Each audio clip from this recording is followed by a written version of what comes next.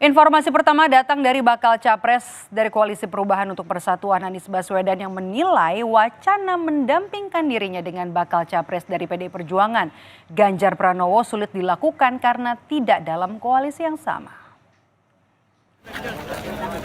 Anies menegaskan posisi capres dan cawapres harus diatur lewat koalisi partai politik.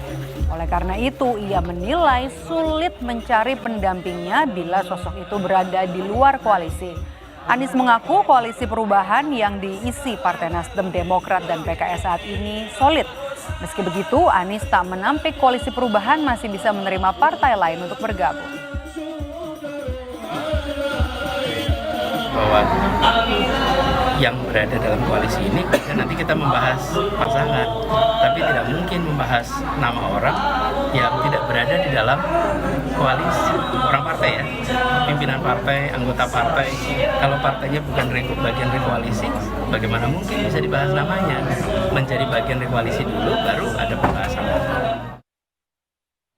Keinginan menduetkan Ganjar Pranowo dengan Anies Baswedan pada Pilpres mendatang diungkapkan Ketua DPP PDIP Said Abdullah. Menurut Said, Anies memiliki sejumlah faktor yang membuatnya layak untuk dipasangkan dengan Ganjar. Meski keputusan akhir ada di tangan Ketua Umum PDIP Megawati Soekarno Putri.